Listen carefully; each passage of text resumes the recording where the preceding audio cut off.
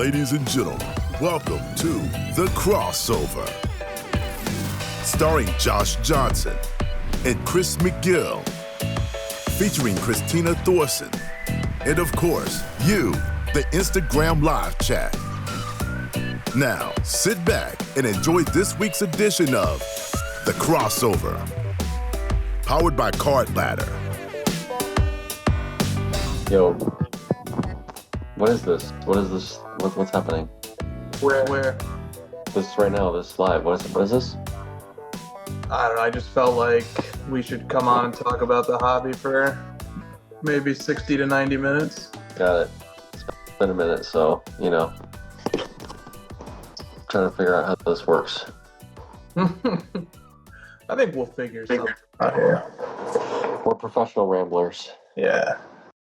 Plus, how hard can it be? Right. Yeah, true. I've seen some other people that have content. All right. Let me start off by welcoming everybody back to the crossover. Today is Friday, March 21st, and this is the first show in almost a month. So it's good to be back. We start with any card ladder related announcements that we might have. Well, not that I know of. Yeah, I don't really have any on the top of mind either. Next thing that comes up is mail dates. I have two, but one of them I already put away and I don't feel like going to get it, so I'll just show one. And then you can have one for next week. That's smart, yeah. Do you have any mail dates? Divide and conquer. I have two, but not with me, so they'll have to wait till next week. Look at us. Both prepared. All right. This one I got a few weeks ago. It is Optic Contenders 1 of 1 Antonio Brown Offensive Player of the Year. I think this is 2017. I also have the Todd Gurley of this year. That's pretty much why I bought it. But nice. I'm thinking about just buying every 1 of 1 Antonio Brown I can find. How often do they show up? They're hard to find. Like, Gurley, I have like 30 to 35 1 of 1s, and this is only my third Brown. Granted, I'm not going as crazy trying to find everything, but I found that there's not as many as I was hoping or expected. Yeah, it's kind of like that with not comparing the players because Antonio Brown's in a totally different class, but it's kind of like that with Le'Veon Bell. He just doesn't have very many 1 of 1 show up, period. Right. And that can be a little bit tricky when you just think, well, I'll be able to find some cool cards, and then you don't. It's more difficult than it seems. Right. All right. That's pretty cool. That's a sweet card. How are you liking pairing up the cards, like getting one of AB, and does that do anything for you? Nah. Okay. Is it for you? Not two different players, but like the first, second, and third year of the same card for the same player. I like that a little bit more. Right. I have the 2016 and 2017 Optic Gold Vinyl of Brown. I'd love to keep going on those, yeah. Yeah, definitely. Okay. Let's get to a question then. These nuts. That's my sentiment as well.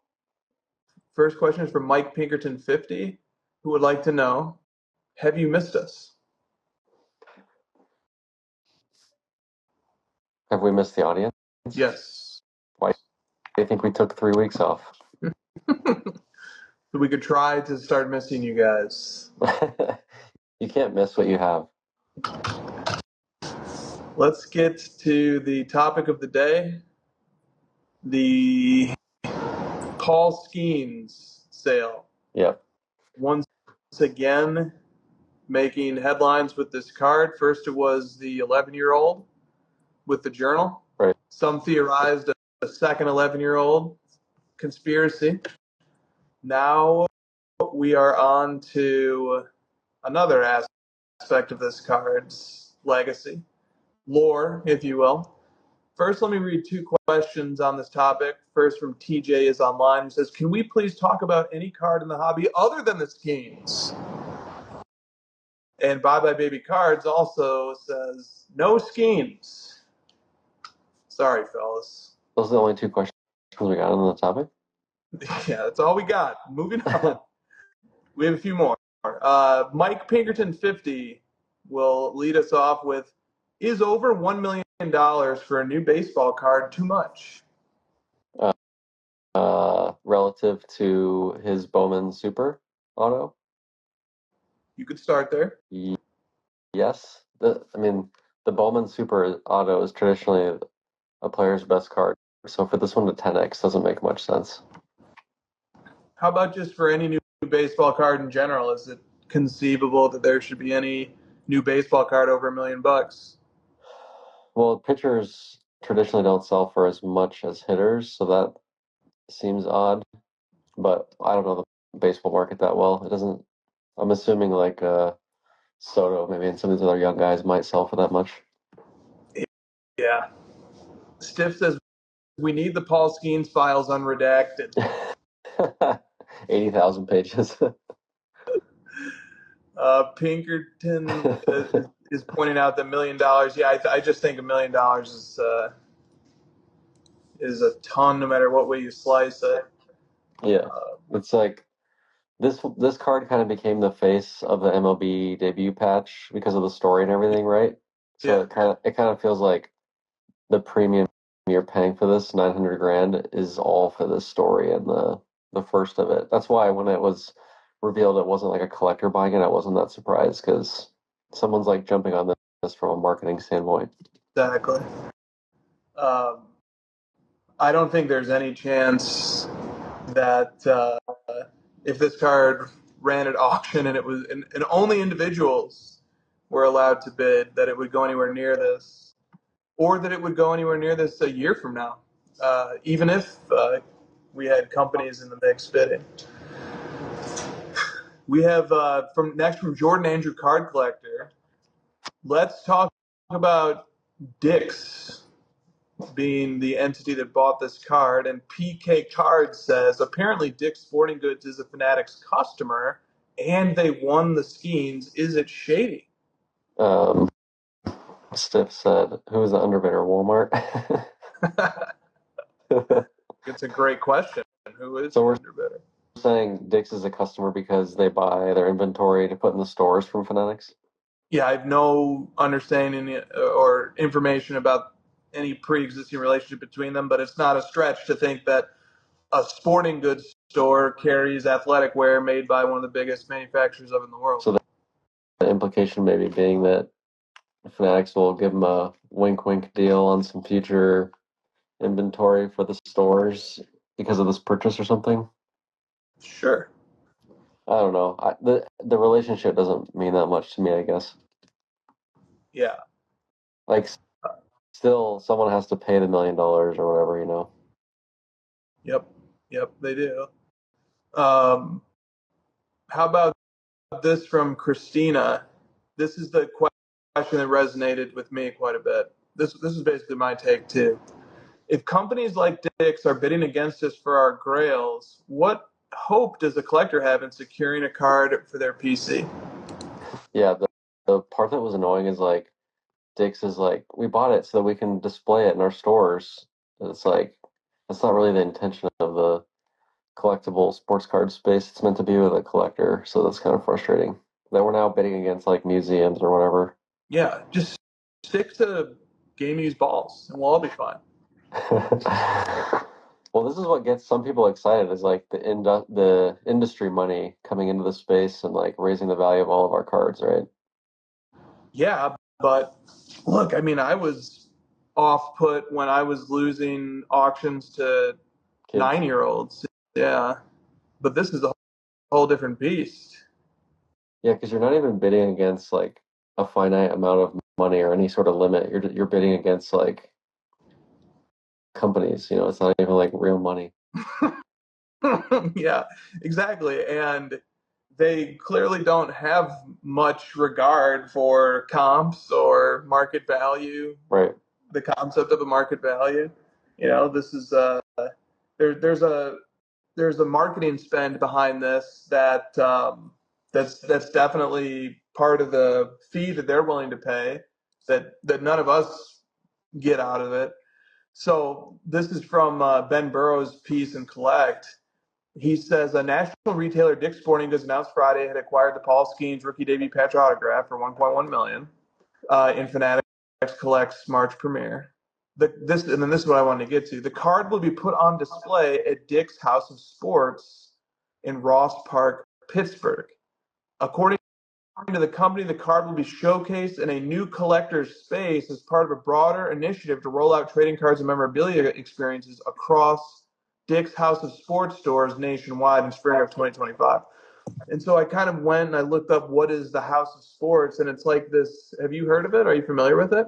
No, I'm already annoyed. Just keep going. Yeah. So Dick's House of Sports is like this extra retail experience where you go in and like there's batting cages and there's wall climbing stuff and like all these extra things to do, presumably designed to generate revenue from the merchandise, but it's a way to get people in the door. And so this purchase is grabbing headlines. There's PR behind it, and it's going to renew people's interest and get people coming into the door of Dick's. So like Dick's has this extra marketing spend that goes into buying this card that no collector has. If I buy a card and then do people go to my Instagram? I mean, there's no benefit to it. There's no marketing. There's no retail store that I'm going to use the card to lure people into. Yeah. Did you know that Dick's is a publicly traded company? I did not. Doesn't surprise me that it is. They reported in 2024 $13 billion of revenue. So someone could just say, oh, $1 million is like a tax write-off, or it's like a rounding error or whatever. But doesn't Dick's have to answer to the public about their expenditures and revenue, profits? Like, how are they able to explain to the public, like, hey, we just spent $1 million. Don't worry about it. Like, we know what we're doing. We spent 10x what it's worth, but that's fine. Like, how is that? Why would you want to invest your money in a company that just willy-nilly spends $1 million, 10x over what it's worth? Yeah, it's a fair question. It seems like a poor business move. Yeah, there's also a museum aspect to this. How do you measure that? How can you measure like $1 million revenue boost from a card pulling people in? That doesn't make any sense. How do you account for any marketing spend? I mean, true. It's but I suppose like one of the things I was thinking about as we've been fleshing this out a little bit is that this probably pisses art dealers off too when a museum buys a piece. And I mean, I'm sorry, not dealers. The dealers probably love it. It upsets collectors because now you're going up against a fund and a board and a marketing budget. But this is good. Stiff says DICKS, Dick's, directly intercepting collectors' key sports cards. Did Grok help you with that, Stiff? Or did you come up with that? Directly intercepting is crazy. That's good. Yeah, so that's my main takeaway on this is like I'm just glad this wasn't for a card that I care about, but Dick's probably isn't throwing its hat into the ring when it comes to the stuff I collect anyway. But and Paul Skenes probably doesn't have many, if any, super collectors yet. So are people going to start DMing the Dick's Instagram handle and offering them their red ice out of $2.99 cards? This would be great in the Dick's House of Sport. Just walk in with like your PSA 9 slabs, like, hey, I heard you guys are buying. Are you guys buying at 100x comps? I've got something for you. Yeah. What was the other? We had this happen recently with the. There was a card at Sotheby's that sold for a bunch, and it was like some company in Japan or something. You want to talk about? I remember. I think it was the Otani 50/50 ball was purchased by a hedge fund in Japan for like $4 million. Yeah. So like this is now a second instance of like not an individual, not a collector, not even like a a collector group or anything. It's now just like complete outsider hedge fund or, big amounts of money just spending on this stuff. A lot of people are going to say like this is great for the hobby, it's going to raise the value, but your take, it sounds like, is more this is bad for collectors. They're just going to start swiping our cards. Yeah, I don't think they're going to start swiping. I think this is going to be a one-off, don't you? That's two. I'm saying that's twice. That's my point. Oh yeah. No, it is twice, and I guess there is a slippery slope concern here, but The first one was a ball. Sorry, yeah, it's not the second time, but yeah. Yeah, it's just the principle of it bothers me because because of because I can empathize with the idea that there's collectors out there who want to collect cards and they're going up against companies that are viewing cards as marketing line items. Are we going to talk about the fact that Fanatics potentially never made this available to a real collector? Talk about it. Well, I mean, if you're a conspiracy theorist, you could say, which I'm not, obviously, right? That would be silly. That would be silly. Yeah. Uh, Dix is a lone wolf acting here. the conspiracy theory is Fanatics planted the card with the kid, and then knowing that he would, the agreement was that he would sell it through Fanatics, and then it was bought by a mega corporation that they, partner with. So it never actually even became possible for a collector to get it. Yeah. Yep, that very well could be. In the name of marketing. Of course. Let me read this from Carvin. Carvin says, this is no different than the 03-04 Exquisite Collection dual logo man Kobe LeBron, which sold for $40,000 back in 2004. And it was sold to the owner of a new gym to showcase the card. This was a smart move. They are displaying the 50-50 ball at the Taipei 101 Tower. Japanese fans are flocking their paying admission to see the ball. The Taiwan group plan to sell the ball back to Japan. I could show those people the ball right now. You want a picture of a ball? Yeah. You don't want me to put that on the screen? Well, we're already talking about dicks. So I'm watching the new season of Drive to Survive. Just stick with me. And there's a scene. Do you know what I'm talking about? The F1 show? Yes. Yeah. Yep. It's like F1 is that sport where they compete to see who gets seventh. Right. Well, when I watch these shows, it shows the season before, right? The season from 2024. So like we already know, like, there's spoilers, but I don't even know who wins. So I'm like literally watching this like, oh, what's gonna happen, and not Googling it. Anyways, the episode, the manager of the team, which is like the highest, or the principal, is like the highest role in the team. That's not the driver. They sort of like run the show, right? There's like a kid, and he sees that he's wearing this like Mercedes shirt, and the kid's like, "What do you work? Where you work for Mercedes? What's your role in Mercedes?" And the guy, like, jokingly, because he's just sort of messing with the kid, he goes, "Oh, I'm on the marketing team." So the joke was, he thought in his head, "Let me pick the most worthless position that we can say, marketing." I thought it perfectly captured the essence of the role. That was a zinger. All right. There's a few other angles on this topic. Drake's PC says, please discuss the irony of Dick's purchasing the Skenes debut patch auto. The irony? Yeah, presumably he's referring to the fact that the Dick's Sporting Goods jerseys? That Dick's jerseys are all over the place in these unaffiliated or non-associated patches, and then Dick's actually shows up and buys one of the real game worn ones. Irony is rich.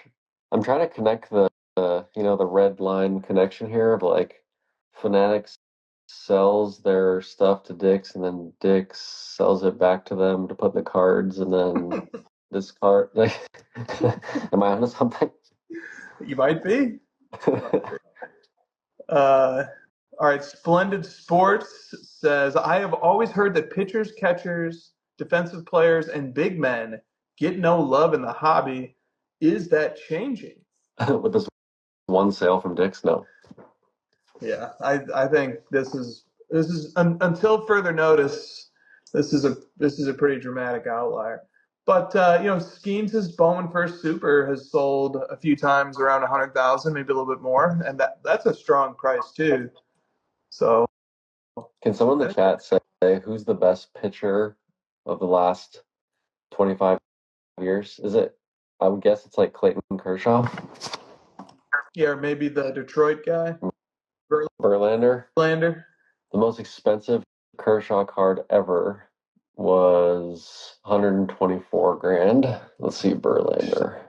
That's not bad. Yeah, I was expecting less, to be honest. My zing didn't land. I mean, it's still 10% of this card. Verlander, 26 grand. 22 grand. Yeah. Randy Johnson. Fine. The big unit. He's the guy that hit the bird.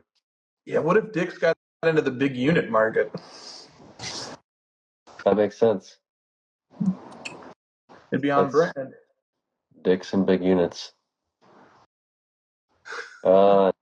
Nothing from Randy Johnson, like 10 grand or whatever, some one-on-one stuff. Yeah. Like, I'm trying to summon the positive aspects of this thing, and I'm sure that there will be discussion of it elsewhere, but We're all rich, dude. I'm just not a big fan of it, personally. We're not rich? Well, that's the other thing, too, is that this has no impact on who. I don't know. Really? I already put down a down payment on a new house. You got your stack ready to sell to the House of Dicks or whatever? I'll sell my big unit. You got your big units lined up, ready to hit the market? All right. I think I'll DM them. I'm going to DM them. Cards and Cardio says, what is the most recent PC purchase you made? I'm sorry, what is the most recent PC purchase that you had to pass up because you wildly underestimated what the card would go for at auction? Oh, at auction? The second year Jamar Chase Black Finite went way more than I thought. What did it go for? Like 7 grand or something. Yeah. I thought it would be like 3 or 2. Yeah. I had a very similar experience in almost the exact same price range. I was going for the other flawless diamond 1-of-1 Purdy. Oh, yeah. I remember that. On all. Yeah. I've got one of them. Yeah, I was going for the other one. And, the Jordan Love, this one was the platinum. I have the black. And the Jordan Love platinum sold for about 3 grand. And, I'm thinking that's about the range, maybe 4 at the most. And this is a PSA 8. And, I'm just bidding and it gets up to 5 and I just tap out. I kind of rage bid up to 5, even though I knew that was a little high. And the card ended up going for, I think, 9 grand. What? And now I'm just waiting. I mean, I'm pretty confident it's going to hit the vortex. Did it get paid? I don't know if it's shown. I think it has shown up in sales history. So yeah, I think it did get paid. Yeah. I had a funny joke, but I forgot. Oh, Ringer needs to update their rankings if that's the case. I'm pretty sure they had Love way ahead of Purdy. Oh yeah. Dude. I'm just double checking here to see if it did. Yeah, I'm checking too. God, he has a lot of flawless sales. Yeah. He's got a lot of sales over 2 grand in the last week. Yeah. Oh, there it is. Wait, no. 87. Yeah, it's there. 87.50. Yep, there it is. That means it was paid. Yep. Too bad. Good looking card, but so you're saying even we have limits? Yeah. I don't tap out often. No, you don't. I tapped out of that one. If you met the person who won this, you would just shake their hand and be like, wow. Let me shake your hand. Yeah. But whenever that's what announcers, that's their favorite line. That was perfect defense. All you can do is just shake your hand. They made a great shot. All you can do is just tip your hat. Yeah, tip your hat. There you go. So tip your hat next time you see this guy. From Drake's PC. I'm gonna take a break. Oh, come on. You didn't even hear the 3 paragraphs yet. I really want to zag no matter what he says. You're just preparing the zag already. What if he factors that in and he sets up the question to get us to zag just to get the zig that he wants? That's a good mental exercise for the show. Like, you should always have a Zag prepared, even if you don't agree with it. That's a great point. Okay, from Drake's PC. I see many in the hobby constantly stating absolutes about why player X is the best or why a certain set or parallel is the best. These people are also heavily invested into that player set or parallel. Is it possible to be in the hobby and not have some sort of bias? And if that's not possible, why do people feel such a strong urge to share their bias? Hmm. What do you think about that? I mean, we all have a bias, right? Oh, yeah, tons of them. We all have lots of them. I don't know. I don't have that big of an issue with it. I guess it's like how hard you're pushing on it, you know? See, that's a zag right off the bat. Is maybe Drake? Maybe you're the one who needs to adjust your bias. Yeah. He has a bias towards this question. Maybe you just need to just go along with this a little bit better. Yeah. I feel like we can always sense the intent of the push, you know, like Oh yeah, my favorite one is like, this guy's the best, you guys are all underrating him, and then literally the next slide of their story is like for sale or a link to like an auction of that player's card. It's like, all yeah. right, well, It's maybe usually you're not right. hard to find. Yeah. Yeah.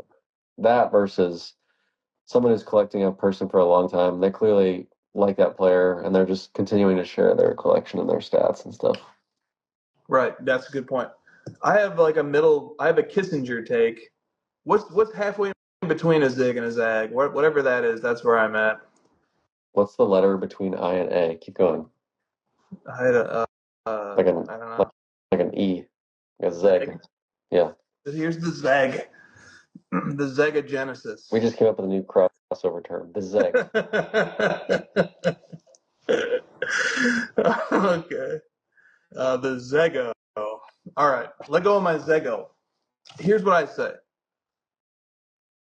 People are going to do this no matter what. So if you are one of those people, um, here's the cheat code to not piss off the Drakes and the rest of us when you do it. Instead of going with the best and like having these definitives and these absolutes, just go with one of the. Just add that little phrase, that little clause, that little zeg clause. Just add that, and instead of saying, you know, Max Verstappen is the best driver, say Max Verstappen is one of the best drivers, and it actually works wonders. Mm. Or you could say of the era. Does that help as well? It does help, but it's still going to piss off everybody else of the era. Mm. But if you One of the just go best with could be one of like them, it could be like top 10. you could call, yeah, that's even better. No, I That's mean even I'm loose. saying one of could be top 10, it could be top 50. It's up to the eye of the beholder. Exactly. And your point is still communicated. People still know that you really like this guy, but they don't. But you take them off the defensive of being like, well, actually, my guy's the best, not yours. Yeah. No, yours is one of the best. Mine is one of the best. We're all one of the best. So And the point still goes. can I tell people that LeBron is one of the best small forwards on the Lakers this year? One of the. Yeah, you will not offend anybody. But how about if you go with Bronny James? 17 points. Dude, he might be good. Stephen A's like, oh God, what have I done? Yeah, that would be the greatest backfire of all bad sports takes ever. I saw someone post it's like the third most points in a game from a second rounder all season. My response was like, was it the most minutes though of any player from the second round and shots attempted, etc.? That is useful context. All right. USMNT Soccer Cards says, when adding a new lane to your collection, how much does the existing community around what you want to collect impact your decision to ultimately collect it? And if it is impactful, what are the most important aspects to you? How much do we talk about the turnoff of a specific person in the hobby owning a card you own? That's what this question reminds me of. That's a great zag on this question. Because, like, I took this question to be very positive. Like, oh, there's so many messy collectors, and it just makes me feel cozy to join them all. But you're actually going in the other direction. Right. Like, I actually hate some of the people who collect this guy, so I'm purposely not going to. Right. I mean, it's like all the people that collected Top Shot. It's not a community I want to be a part of. So you're using the community aspect to rule things out. Yes. Yes. Well, because I assume that you go into it with like rosy glasses of this is a new lane that I'm excited about. I'm ready to jump in. You're sort of looking for a reason not to do it. Fair. Yep. Yeah. Yeah. Okay. It once mattered to me a lot more than it does today. Like, the newer I was, the more I wanted to be among a crowd and feel the safety of the camaraderie of that crowd. But now there's almost a tendency to want to look for things that specifically don't have a crowd, but might one day. So that's my take on this. Let me jot down this title from Stiff. What was the community you dove into when you started buying one flawless pretty cards? Apparently, it's a bigger community than I thought. You know that John Travolta meme where he's like looking around, he's like, it's just me. Yeah, that's what we want. All right. PLB cards. Recently, I've felt like I've spent way too much time mindlessly scrolling Instagram, not even hobby content, just random stuff, and I don't even know why I'm watching it. It's become such a time suck that I deleted the app off my phone, and I am typing this question on my desktop. Oh, Wow. Okay, that's how you know he's serious. yeah. Do you consider your relationship with social media to be healthy?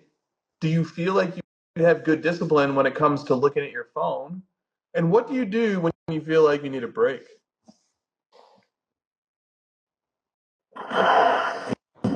We get this question every so often. Mm-hmm. Mm-hmm. I don't know. I'm just like not in the business of telling people what to do with their personal time. If you need a break, take a break. Go for it. Yeah. We'll be here when you get back Do you feel like you need a break? from this show. Yeah, I took 3 weeks off. Did you miss that part? This is actually our first show in a month. So we are the living embodiment of the answer to this question. Yeah, we're like really at risk for first team All NBA this year. Yeah, we really gotta play all the back-to-backs from here on out. We're like LeBron, where it's like we were doing fine, and then we got an injury, and then like these back-to-backs, and it's like, dude, you're gonna have to get back out there. Right. He's coming back. He just took off that 6 and 8. Now he's back. Those wildfires, man, like the schedule got so messed up. Yeah, and I as a Lakers fan, I'm happy that he did, because there's nothing better than having your guys fresh for the playoffs. Yeah, the old 2022 Curry effect. Exactly. What about you? Do you take breaks? Do you feel like that's good or bad, or any opinion? I just have I have a not a great answer to this. I feel like I have a pretty good relationship with social media. Like, I never get sucked too far into it. I really hate when things are being marketed to me, or there's a viral video. I just hate all that stuff, so I naturally avoid it. Yeah. I really just use social media for DMing. It's like, you remember AIM back in the day, AOL Instant Messenger? That's how I operate. It's just AIM. I was the king of AIM, dude. I use that shit so much. Remember you said like your profile, or like not your, like that box that would come up for your name, and you like put your little quote in there. I thought it was just like the greatest technology when it first came out, because text messaging always felt so slow to me, especially with like the old phones. But AIM was like, I could respond so quickly. You have this live chat. You're on their computer with keyboards. It was so great. Yeah. Christina says I have a problem. I'm addicted to the chats. That's true. Yeah. Do you do reels? Are you like a reel guy? Yeah. So if you were though, you'd be like so good at going through the ads, because it's like you could tell within the first like microsecond of it. You're like, swoop. Yeah. Well, I have a famous quote from the great Chris McGill on this topic. One time we were watching a Laker game, and there was like a delay where you were behind me, I think. Like yours was watching it later. and I was like texting stuff, and you're like, "Oh, I think I'm like 10 seconds behind you." I was like, "Oh shoot, I'll stop texting. I'll spoil it." And you said, "No, don't worry about that. I respond whenever I feel like it." And I feel like that's how you should have the relationship with social media. I'll get to it when I get to it. Don't worry about no. You can't control. You're not gonna mess up my experience on social media. I'll get to it when I want to. Oh, that's so true. Right? No, yeah, I mean, look, I shouldn't put the burden on you to have to like hold back your commentary. Exactly. I'll That's how just social log in when media I'm ready is. to see it. Yeah, I'm not gonna make the hobby form to what I want to. I'll just take the break. It's up to me to take the break. Exactly. Have you ever heard of the Dunbar number? I feel like I'm about to. The Dunbar number is 150, and it's how many people you can reasonably have meaningful relationships with at any given time. Oh, that's 150. way too many. Yeah, No, that it's a number's lot, right? ridiculous. It's a lot. That's ridiculous. I was thinking like 7. Yeah. Well, yeah, that was Christina's opinion on this number too. It's like 150 is just absurdly high. What's like a meaningful? What's the definition of it? And that, Yeah, it's probably very loose. Like you see somebody at work once a month, and like that's the outer limit of meaningful. I don't know.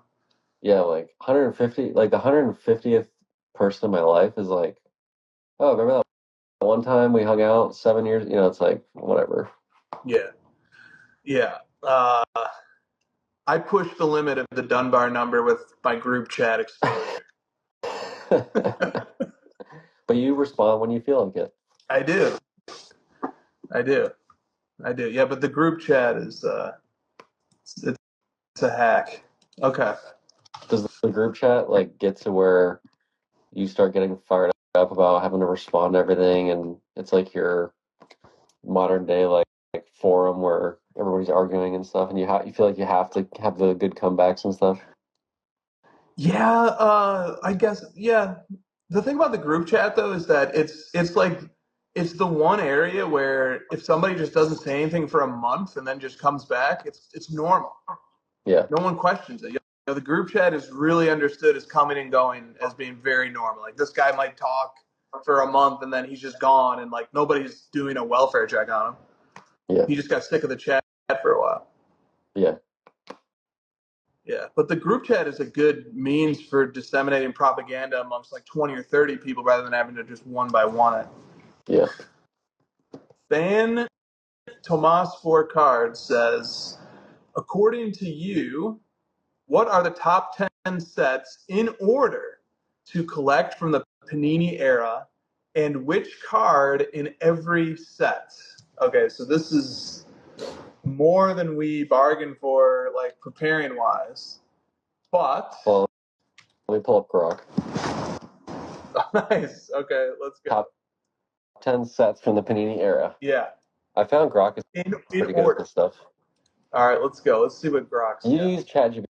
I think you said you're on the premium of that now. I am. You want me to get GPT's You list? just like hand your money out to anybody, don't you? This list is going to be trash. I have a by the way. pamphlet to sell you. Yeah. Yeah. Yeah. It's like you probably did. All right, name the top 10 sets from Panini. Are you doing it? I guess. I mean, I don't. GPT is not qualified to answer this question. All right, you ready for this? Let's go. Grok. Oh, Grok is going by year. Is that okay? I mean, Like it's got 2 prisms. two different years. I mean, technically, that's two different products, All two right, different sets. this is pretty good. I'm not gonna lie. This is All like right. not bad. All Except number 3 is absolute garbage. So number 1, 2012 Prism basketball. Okay. Hey, I 2009. hate it already. Go on. You hate it already? Yeah. That's not the number 1 set. No. All right. Well, this is Grok, not me. 2009 NT basketball. I basically want to skip number 3. This is so embarrassing. You have 2014. Do not bail out the AI. 2014. Would the AI bail out you? 2014 Panini Eminence basketball. Oh wow! Somebody's training this thing on all sorts of nonsense. 2012 Flawless. 2012 Football Prism. 2012 Immaculate Basketball. 2013 Select basketball, 2009 Contenders basketball, 2019 Mosaic basketball, I hate this list. I hate it. 2016 NT football. Yeah, this is horrible. I hate that list. Did it give you reasoning? Yeah, just like high-end said, it debuted first year, blah, blah, blah. Yeah. Do you want to hear GPT's list? Yep. One is 2012 Prism, key card Anthony Davis RC. What? Two, What? 2 is 2018 National Treasures, key card Luca RPA. So why would 2012 Prism be higher than 2018 if it doesn't make any sense? Well, it says why it's number one is it's the birth of Prism, the flagship chromium product of the Panini era, iconic silvers, minimal design, and all-time loaded rookie class. Yeah, so why would 2018 Prism be higher? Good question. Then you get number 3 for this list is rough too. I bet if I gave you 25 guesses, you wouldn't be able to get this. The product or the year or the combo? Both. Oh. The number 3. Spectra. Nope. Not way more obscure. Way more obscure. No, nope. Nope. Number 3 is the 2009 Panini Classics. What the fuck is that? Why? The first Panini NBA set ever, and the only one with a true Steph Curry rookie auto and a pro uniform. Key cards, Steph Curry RC auto out of $4.99. See, look, the AI is like trying to use rules that we have from the hobby and apply them. But I don't know if any of that is true. Well, that's a problem with AI, isn't it? Yeah, I mean, it probably picked this up from like a blog that somebody wrote somewhere. Yeah, so that's just like pulling information from the internet, which is like not 100% true, obviously. Number 4 is 2013 Immaculate, key card Giannis RPA. 5 is 2012 Flawless, key card LeBron, patch auto out of 15 or 1 of 1. Early Flawless LeBrons are blue chip investments. Number 6 is 2014 Prism because it's the breakout year for Prism Parallels, key card and flop. The breakout or like when they started making too many? All right. 7 is 2020 Flawless, LaMelo Ball, rookie logo man auto. Number 8 is 2017 Optic. What? Tatum. Why 2017 over 2016? Tatum. That's just it? That's it. 2015 Immaculate Collection, Devin Booker RPA. A criminally underrated card considering Book's trajectory. And not the Jokic from the same year? Oh, not the Jokic. 2016 Select, key card, Pascal Siakam, courtside gold out of 10. I can't hear anymore. Can you just give me your top 3? I'm done with this. Yeah, I'm done with this. Well, here's what I want. Here's how I wanted us to do this. I wanted to go to the 2024. I pulled up trading card database, and I wanted to just go through all the 2024 football products that Panini released, and you just say yes or no if you would collect a card from it. So I'll say clearly Donruss. Would you collect the 1 of 1 of whoever? No. Donruss. Nope. Donruss Elite. Nope. Donruss Optic. Yes. Finest. Finest. Oh shit! 2024? Sorry, that's an unlicensed. Sorry. Okay. Skip that one. Absolute. No. Panini Black. No. Certified. No. Encore. No. Gold Standard. No. Illusions. No. Immaculate. Yes. Impeccable. No. Luminance. No. Mosaic. Yes. Obsidian. Yes. Origins. No. Phoenix. No. Photogenic. No. Prestige. No. Prism. Yes. Rookies and Stars. No. Select. Yes. Spectra. Yes. Zenith. What is that? That's it. So what you said about 5 or 6? Yeah. Yeah.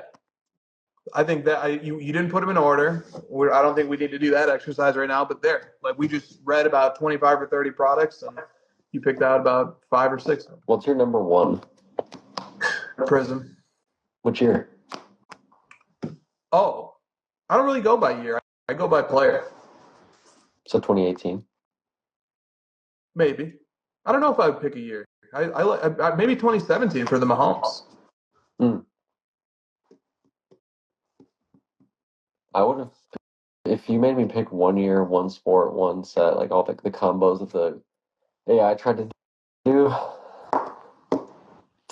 How about 2013 Prism? Because that's the first year of the black in basketball, and you have the Giannis black, That's not bad. the LeBron black, the Kobe black. I just feel like you need like one huge card to hold it down. Yeah, I don't know. I mean, the So Mahomes has got to be the closest to that. I mean the 2018. I would probably 2018 basketball. Yep. Um, which the card isn't even public, the Luca, but it's just that set just kind of also has some nostalgia for me. Yeah. Yep. For sure. If I were to go through this list, the ones that Donruss Elite has a pretty cool 1/1 that I like. I would mess with Donruss. Yes to Optic as well. Panini Black, yes. Panini Certified, yes. Gold Standard, yes. Illusions if it looked good. Immaculate if it looked good. Impeccable. I'm probably like a yes on like 80% of these if it was a cool base set 1/1. We know. Okay. Yeah. All right. Moving on. Cage Lawyer. F1, marry one, kill one. F1 the sport? No. No. Black Finite 1/1. Nebula 1/1. PMG Green. And let's assume that the Finite and the Nebula are the Prism. I feel like I know yours. Do you? I feel like you're going to kill the green. Nope. I would go. I'd probably kill the Nebula. Yeah, I would probably kill the Nebula too. I mean, look, these are three great parallels, but I probably give the Finite the gold, the PMG Green the silver, and the Nebula the bronze. Yeah, that makes sense. Montana to Manning. What are your thoughts on the National Treasures Wemby selling for $500,000 with a never worn patch? Would you prefer? What's that? From Dick's. From Dick's. Yeah. What if Dick's bought that too? Yeah. That would make more sense. Yeah. Would you prefer no patch at all if it has nothing to do with the player and no autograph? It just has that manufactured patch card feel to me, and those seem to carry little value. Well, I don't know if they seem to carry little value if one just sold for $500,000. Yeah, I don't think that the Dick's Sporting Goods variety patch is the story of this sale. It's that the takeaway from the sale is that there is no true Logo Man auto for Wembanyama because he's signed with Fanatics. So this is like people are thinking this is the next best thing, and this is like the replacement of it, and I don't think that that's the case. Just because he doesn't have one doesn't mean you should just fall back to like the backup plan.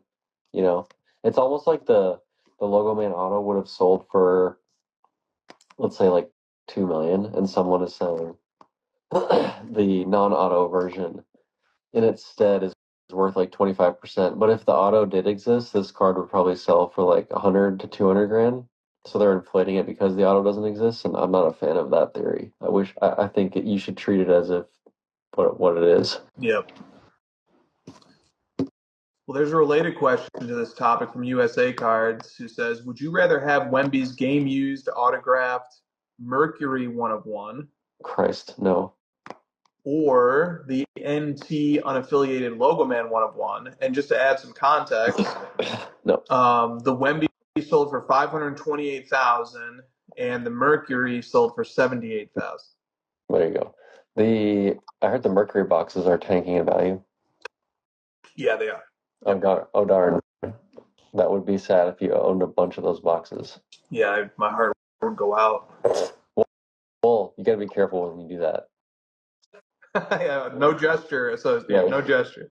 You got to be careful. You got to stop right there. Yeah, just the words only. You'll have stuff spray paint on your cars.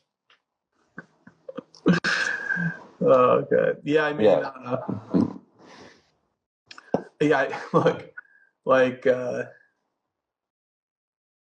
I've always been really big on the card in terms of the set and where it fits historically. And the best NT card of a player is a very important card.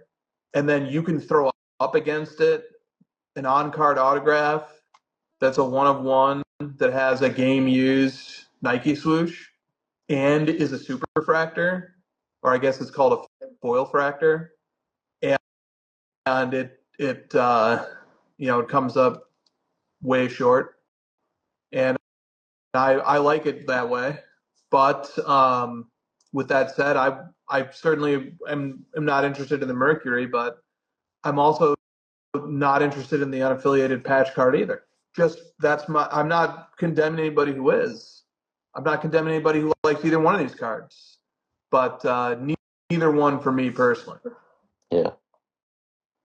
And that's what it's all about to me. Is especially in the ultra modern era, is try and find ways and reasons to consistently and rationally rule things out, so you narrow what you're focused on.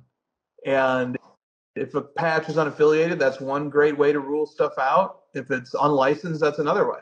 So those are two of the things that I use to eliminate cards from my chase right away. His Nebula sold for 860K last month, a month ago, Mm-hmm. and his Black Shimmer sold for 516. Mm-hmm. So that Logo Man sold for more than the Black Shimmer, but less than the Nebula. Yeah. Interesting. I wouldn't put it anywhere close to the Black Shimmer, but Me neither. it's deemed as the replacement for the auto version. Yep. Okay. The Couchman Sports Cards. For this question, let's define a hobby friend as someone who, at a minimum, you trust through having successfully bought and sold with them in the past. Trustworthy friend. If that person came to you and offered to be a middleman for your purchase of a massive grail and would not just connect you directly to the seller, how many seconds would it take for you to tell your friend to go kick rocks? Is this a Dunbar friend or not? Because it sounds like it's not even a Dunbar friend. Right.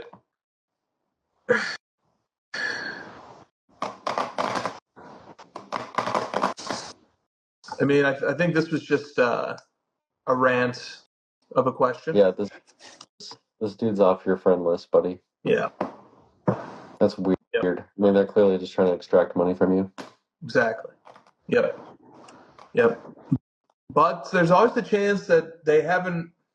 It sounds ridiculous to say this, but in the spirit of harmony, there's always a chance that they just don't know any better, and they just see people. They see people doing it this way. They think this is the way to do it. Yeah, I can't even. I tried. Hey, I saw someone else painting, vandalizing cars and lighting them on fire. Is that should I do that? Fair enough. This is what I say to my son, my 9-year-old son. Just because someone else in your class draws on their desk doesn't mean you should. Yeah. Yep. It is remedial. Just jotting down a title. This dude's off your friend list. It's like a MySpace top 8. He's out. Okay. From Perimeter Collectibles, what is the cutoff year for you to consider a card to be vintage, and what year will 90s inserts qualify as vintage? I love this question because I have a very strong opinion on it. Oh, let's go. You ready? Yeah. I don't know the exact year, but it's like around 1992 because I see it as when the innovation of cards started to become more than just paper base cards, and they started to they started to get closer into different technologies used in the cards, serial numbered, et cetera, et cetera, et cetera. Because like if you look at the MJ rookie you can kind of consider that vintage very similar to like the way it has been for all its predecessors, baseball, everything. It's always like a chronological list of 1 through 200 or whatever, all the players. They're all base cards, they're all paper. I consider that vintage. This is just kind of an opinion. Because other than that, like, how do you actually pick a year? Yeah. Yeah. Is vintage a moving target? Like Yeah. in 10 years, will it be 2002? No. Yeah. But it could be, right? Like in 100 years, Yeah, that's a good question. Because we've been at shows and people will call our like mid 90s, late 90s cards vintage. And it's like, we're appalled because, we don't want to be seen as the old guys, right? We're getting older. So the target's moving towards us. Yeah. But so there's a comment in the chat that says so Shaq is vintage with an arm flexing. Like there's also the when something becomes vintage, it's more valuable level to this. What do you think about my take on it? I like it. I like the reasoning behind it.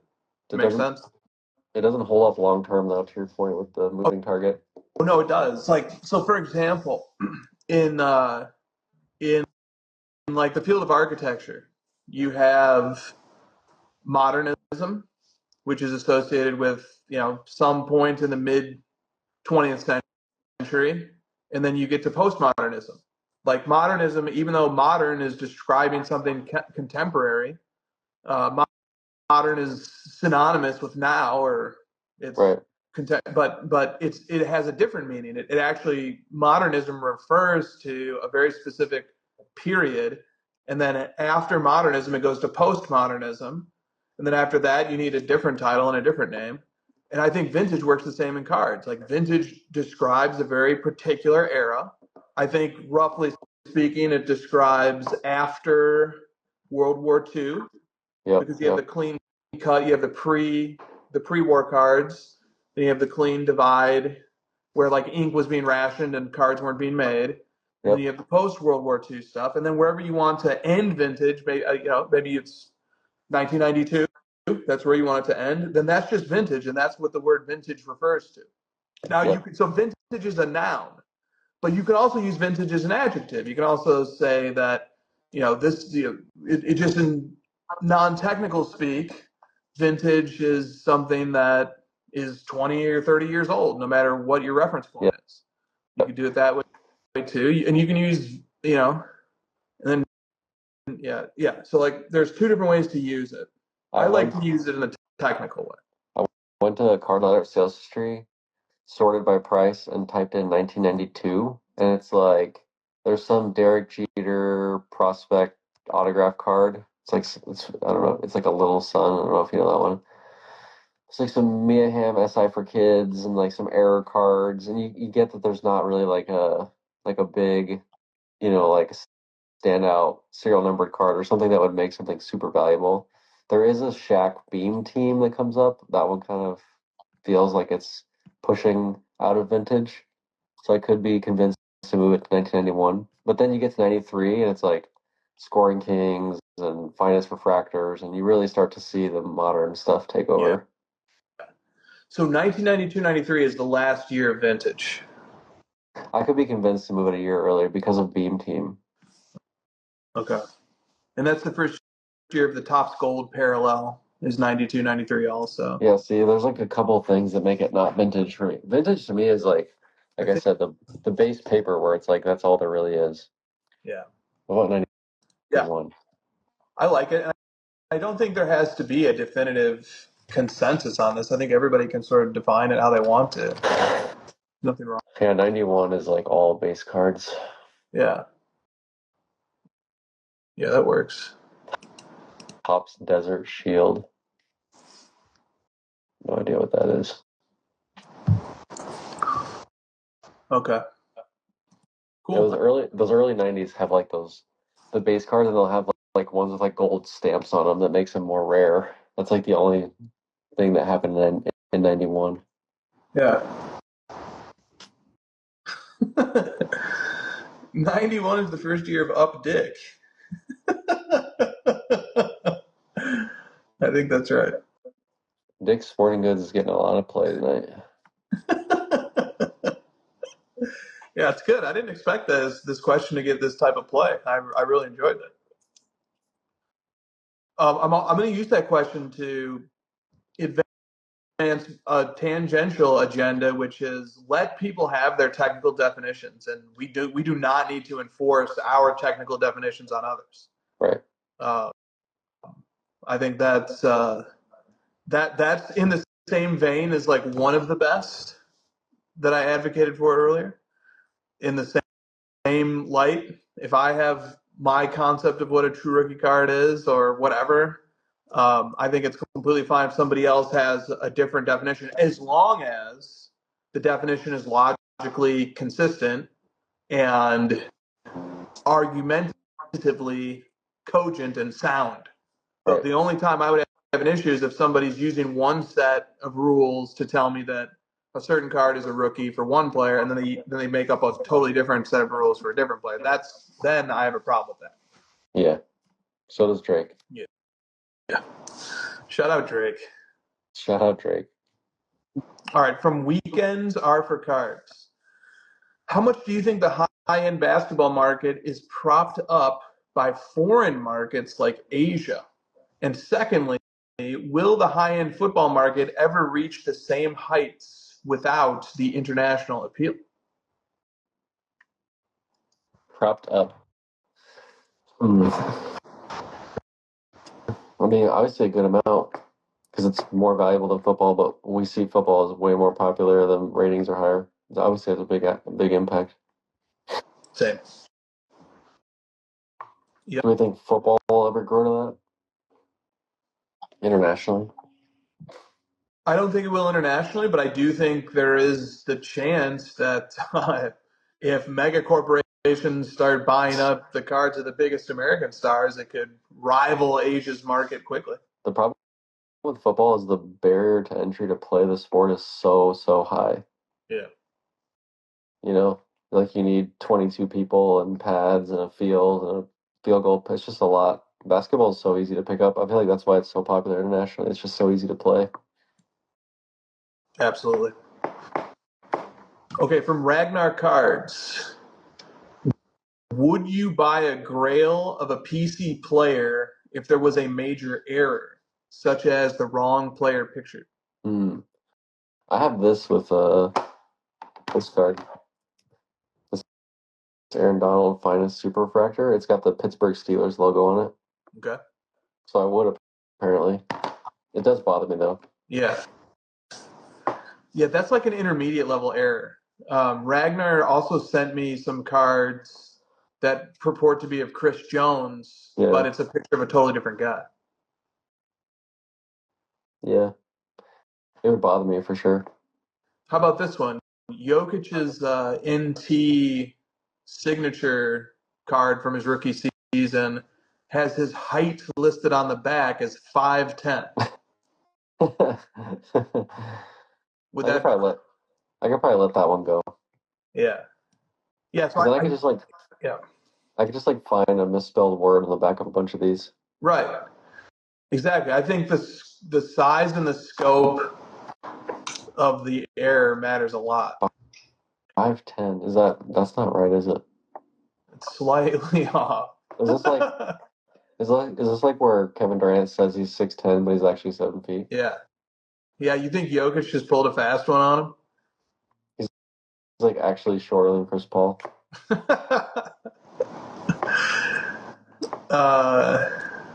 Once again, I also would use, like, if the error is big enough, I would use that as a reason to rule that card out so I can focus on other stuff. Yeah, that's a good point. Maybe he grew that much since his rookie year. Like Scottie Pippen in college. Yeah. Possible. Or Anthony Davis famously grew that much in high school, maybe like sophomore year. He went from a point guard to a center. Right.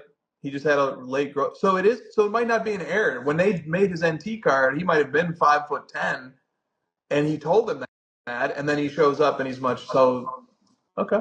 Well, you could probably look at his Prism rookie card, and it probably says 6'9" or 6'10" or whatever he is, 6'11". Yeah. Okay. Is he 7 feet? No. The Prism card says 6'11". He's a big boy. Yeah. Yeah, he is. Okay. He's From a big man. Fan Tomas for cards. If there was no internet, would you still be investing the same amount of money into cards? Would you still pursue the same players and the same cards? If there was no internet, there's no way I'd be putting as much money into it because it wouldn't be worth as much.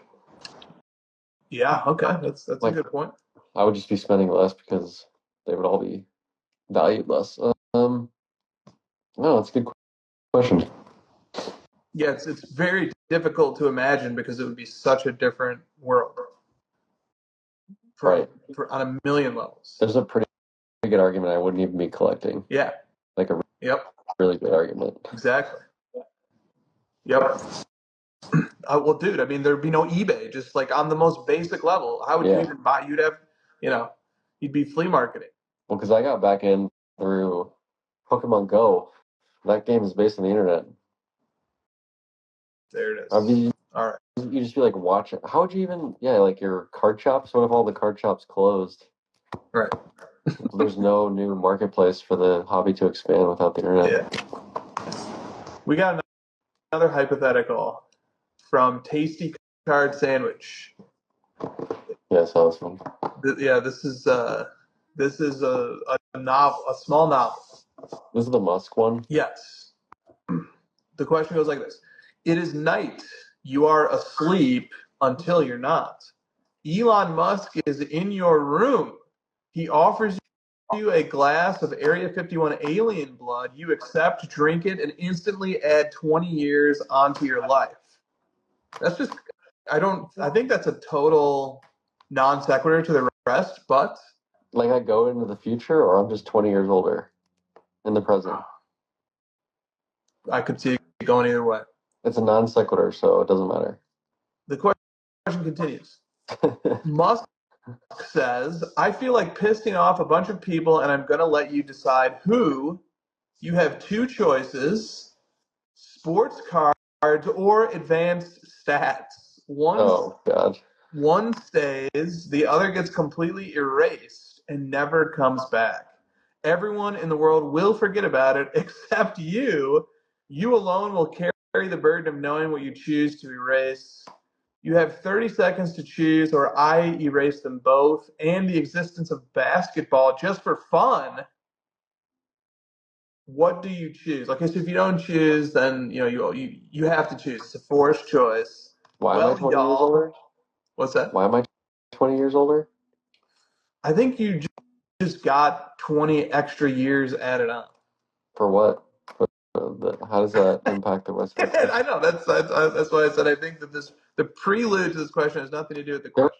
You ever watched a movie and then you get to the end and you're like, why'd they have that whole scene? It didn't even have any bearing on it. Is that it? That's it. This feels like this question is for you, like really directed at you. This question is definitely aimed at me. This question is a rage question that wants me to have to get rid of one of them. They're like, fuck your spreadsheet update Wednesdays. Decide. Yeah, exactly. Yeah. But you like advanced stats too. Yeah, this just feels like it's really directed at you. Well, first of all, so the premise of this question is that no one else will know about advanced stats except for me. That's already the world I live in, buddy. Come on. Thinking basketball, he knows about some of them. Yeah. There's not many people that know about advanced stats and cards. And cards, right. Well, right. Or that even would care to know. Right. Right. Otherwise, Kobe would have no collectors. Zing. Yeah. So, not answering. It's been 30 seconds. I think you're fucked. Yeah. Well, I pass. No, you can't. Come on. You can't do that. That's cheating. No, I can't. I can and I do. Because guess what? I am Elon Musk. I drink all of the alien blood, and now I'm 10,000 years old. So I won this game on every level. This reminds me of the question is like what's better, sports cards or sports? Like chicken and the egg for me. I choose sports. Yep. So I'll keep the stats. You would take analytics and flush the cards? Yeah, I'm a man. I answer these questions. Oh, that's great. Yeah, I would flush down the cards and leave the advance. What can you imagine sports without advance? Like, how would we even? We're just like watching because you're just not even watching anything. All sports have no meaning at that point. Right. But I mean, he said you get to keep the sport, you just don't have the So advanced numbers. I just get to watch a bunch of guys doing post-up moves all day long. Oh, this is a good. Okay, so you're saying sports without advanced stats would be It awful. would just be the NFL, according to Derek Thompson. Yeah. Right, because there's no advanced. There's no guys going for it on 4th and 2 all of a sudden, Terry. Yeah, that's the zag. Is like I'd be watching four guys in the paint at all times. That's a great zag. Yeah. So you took it a few steps down, and you said if we get rid of advanced, then it's actually going to make the sports unwatchable because people aren't going to have any metrics through which to optimize their play. Yeah, I mean this guy's talking about Area 51 juice. He wants me to really think it through. Yeah, you did. You really did think that one through. It's good. Because I think most people are just gonna be like, get rid of the advanced stats. I don't even use them anyways. Keep the cards. That's like most of my money. Let's go. You know, boring. Yep. I'm thinking about the future of sports here. He definitely wanted you and I to keep cards and get rid of advanced stats. Yeah, he's like trying to get you to stop your posts. And we just didn't give him the satisfaction he wanted in 2 different ways. That's the title right there. We didn't give him the satisfaction he wanted in 2 different ways. Yeah, there's a zeg. That's the essence of this show. Yeah, we just never give people the answers they want, especially when they try to bait us into them. Hey, but behind the PMG green, what would you guys say is like, if you had to say, like, what's like the next, Uh, yeah, okay. Got time for a few more? Yeah.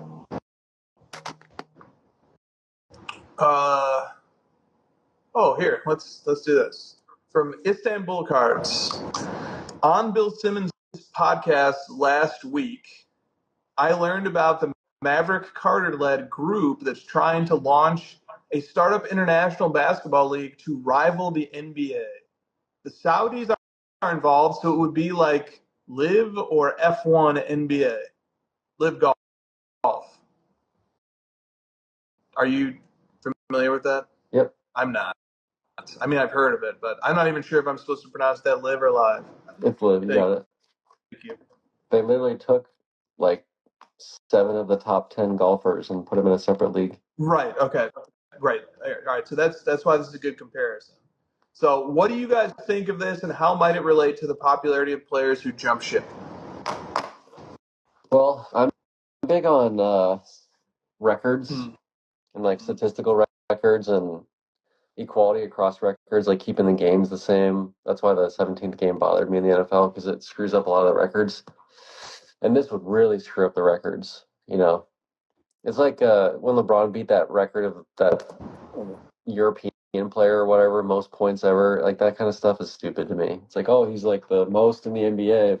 And like the ABA, NBA merger stats are all wonky with Julius Erving. I just don't like that stuff. So I prefer the consistency. And I think he mentioned that podcast that like Luca would be a candidate to do this. He's like, he doesn't care about American. He would just jump. I feel like Luca would care about. He's already built up the 5 NBA All First Team. He's gonna compare himself to all these other guys. You got to do that by staying in the NBA. I don't know. I feel like that would bother me, but I get the take. Yeah. Well, what about this part of the question? Like, what impact would it have on the popularity of players who? What if Giannis, Jokic, and Luka and Embiid all went over to this new league? Then what? It seems like the live guys in golf are just as popular, so I don't know that it would affect it that much because the thought behind this move is that the players are the ones that are driving the interest in the thing, not the leagues. So if you move the player out, their popularity would remain consistent because the fans are following the player and not the league or the team, which is what we've been talking about with cards anyways. Like people have been following players. People are switching from Mavs fans to Lakers fans. They would switch from NBA fans to whatever to follow Luka. But it is a little bit easier to compare like golf players because golf you're just playing against yourself essentially, right? There's no opponent. Right. Like has uh, Publius indoctrinated you with his Kareem is an accolades merchant take? I think we talked about it recently. Yeah, I know of it. Yeah, and maybe not the specifics of it. Yeah. So the idea is basically partially because Kareem played during an era where at least half of the best players were in the ABA and Kareem was in the NBA. He racked up all these accolades because partially the talent pool that he was competing against was truly diluted. And we could enter into another era now where that would be the case, going back to your original point. But Bill Russell avoids this problem. That's good. That's good. I don't know. I don't have his reply to that. Did you know that the Luka is the best trade since the Bill Russell trade? When he said that, I was like, that's the first time he said that, and I feel like he's just like making that stupid documentary on HBO, and he's like, I'm just gonna toss in all these little marketing ads for Celtics guys whenever I feel like it. Yeah. Yeah. All right. So I just hope that I don't even want to go too deep into this question because I really hope that it just doesn't happen. Yeah, because of the reasons I stated, the records and stuff, or what else? Do you have any other because like all that history and continuity is so important. Yeah. And like all your BPM stuff and all these like research you've done is like, ugh, it gets gross. Yeah. It just now it's now you have to compare across leagues. It's just forget it. The other counter that wasn't brought up in the question is like the soccer leagues. You got like Premier League, and there's like all these different disparate soccer leagues all over the world, and people seem to not. It doesn't bother them that much, but it did become a problem when like I'm gonna probably butcher all this, but like comparing Messi to Ronaldo, I think got tricky because they didn't line up with the proper number of games and leagues and stuff. So like it's hard to compare their goals and accolades. Makes sense. Okay. How about this one real quick? From round tree 13 cards. Is a card considered pack pulled if it comes from a briefcase and is in a one touch? I think technically it is, but yeah, it's silly. Well, yeah, well, technically it's not. It didn't come from a pack, but it stays true to the spirit of why the pack pull distinction exists, which is that it was in a blind format where you got it through a random chance mechanism. Some of those are literally in packs in those briefcases, though. Still, right? That's true. That's true. Yeah. Not the one touch example, but there are some that put them in packs inside of them. Well, we might need to get down to what's the definition of a pack. A foil, yeah. Does it have to be like a foil thing that covers it up? Because I thought the intent was that it just, like you said, blindly covers the result. Exactly. So maybe there is some wiggle room here if we loosen up the definition of pack enough. Yeah. Okay. Pack it into my briefcase. Right. It was packed. Right. Exactly. Sports Card Dad says, when collecting your favorite modern players and a new set debuts, do you only focus on the one-on-ones or the best cards for the player that you're collecting from that set? Or are you okay with going to the next tier of an out of 5, an out of 10, an out of 25, and then maybe moving off of those if the one of one or the equivalent becomes available?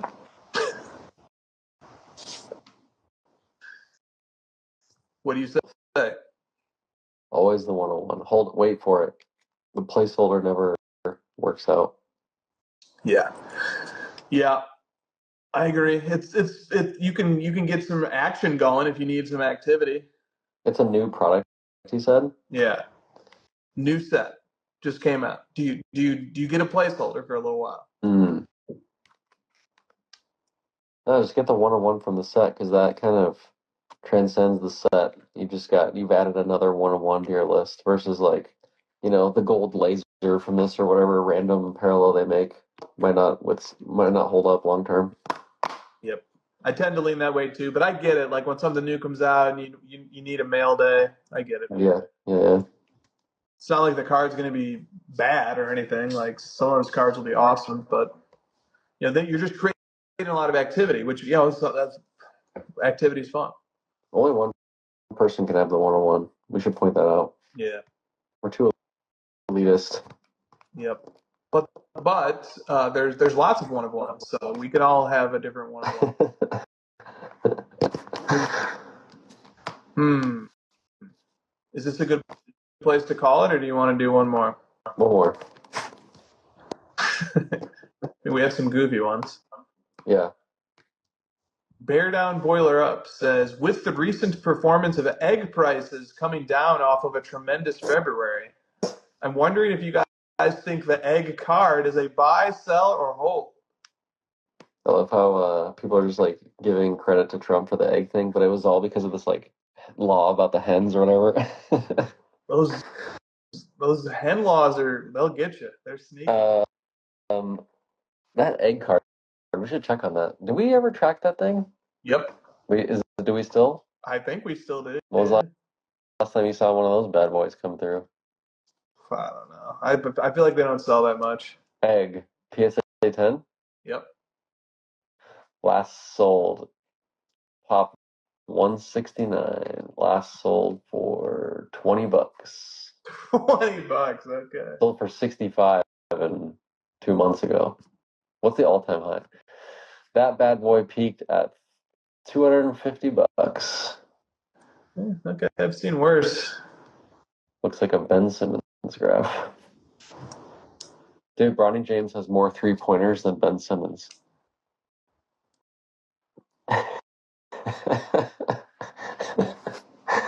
Let that sink in.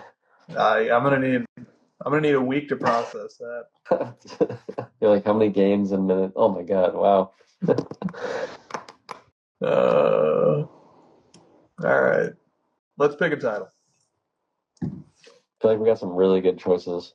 Yeah, this is gonna be. Well, let's just go through. Dick Sporting Cards by Crypto Dick Butts next. There is a real opportunity for some cross promotion there between Crypto Dick Butts and Dick Sporting Goods. That's a mouthful. What if there's a giant Crypto Dick Butt at the center of your local Dick's? Well, I guess there could be because it's an NFT. Say that whole sentence one more time. I don't even remember. Try. I don't know what I said. All I just heard was like Crypto Dick Butt Center Dick's. It's like, wow, that's. Would it get you out of your house to visit Dick if there was there's a Crypto Dick Butts that was located in Dick's?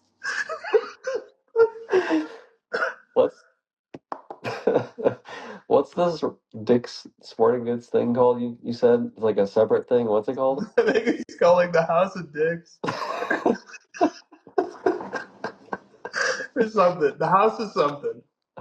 There's like no way these board meetings these guys have don't just end in like giggles from all their PowerPoints of dicks.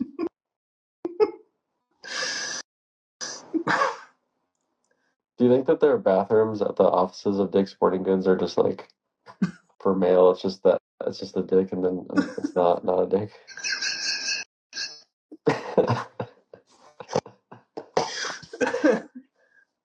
Yeah, I mean, the wall art could just be mirrors in front of the urinal to show.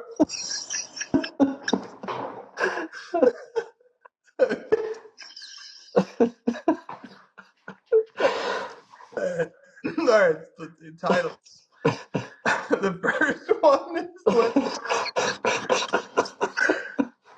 first one is let's talk about dicks.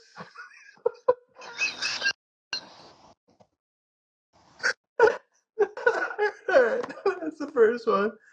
The next one is dicks and big units.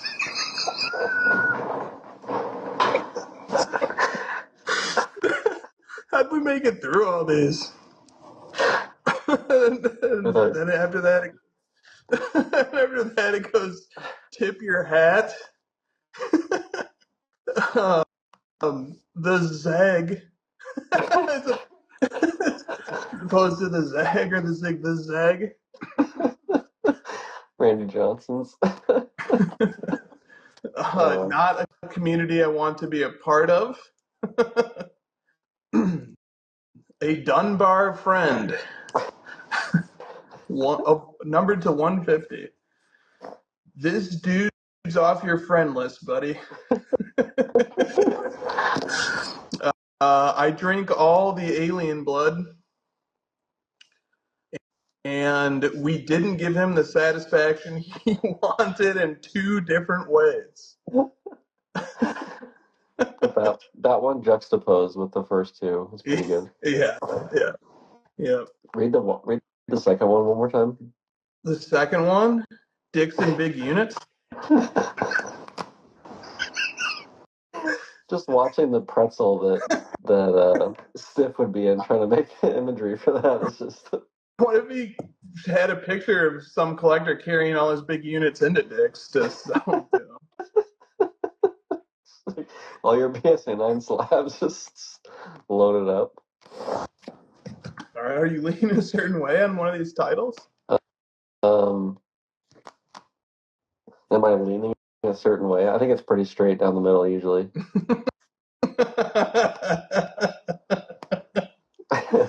Yeah. I think it's gotta be Let's Talk About Dicks. Yeah, that's good. Let's talk about dicks. All right. That'll work. I'm just watching Nick just stare at his screen for like 5 hours awake. I think he'll work something up. He's gonna have to put into the AI image generator, and I don't put penises in the imagery, please. He's gonna have to clarify. Yeah. All right. We gave Stiff a challenge. Is Christina feeling left out from all these jokes? That I don't know. She has a new office now that she's in tonight. Oh, what's the emoji? That's a great question. What's the emoji? The eggplant, right? Can't be too on the nose.